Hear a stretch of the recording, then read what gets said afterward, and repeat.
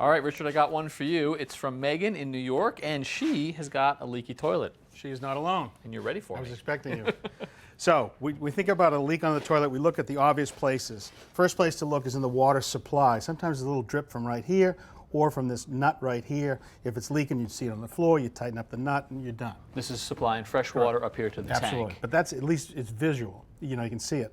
So the other place to look is right here, between the tank and the bowl. This is often a place, there's a gasket here. Sometimes it'll leak right here, and you'll see it, and you tighten up these bolts.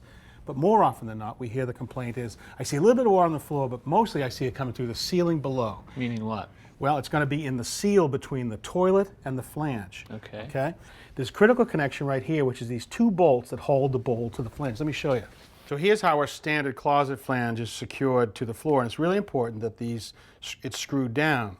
It has a couple of closet bolts that the toilet will sit on, and the key to make it seal is a wax ring like this. Just bring that toilet up, would you?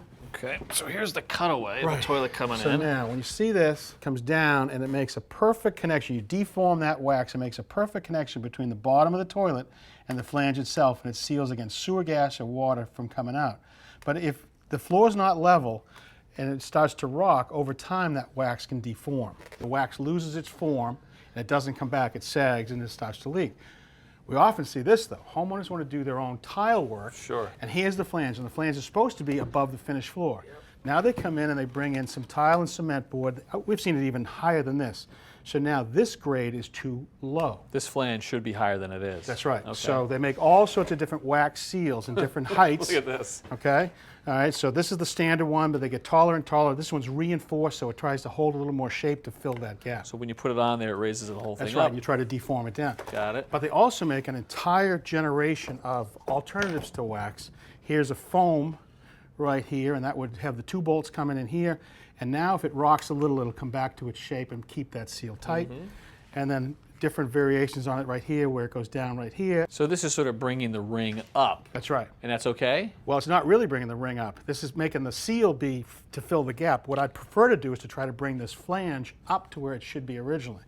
So now here's some spacers that they make. Pretty cool. Oh, look at that. I can just build it as high as I need it to be again, and now it's up to that original height, so that's right where it should be. That's great. And the key to, again, is to make sure we secure this really well down into some structure to hold that tight. And then this one's really cool. This allows us to push this down with a gasket, make a nice tight seal, and look at that, we're at the right height again. So it's a flange within a flange. Right, and if we do that, then we can go back to the conventional wax seal that we've been using successfully for 100 years. And you push it down here and you squeeze it down and make sure that it doesn't rock, the floor's level, and you'll have a seal forever. All right, Megan, your leak's going to go away. Nice job, Richard. Thank you.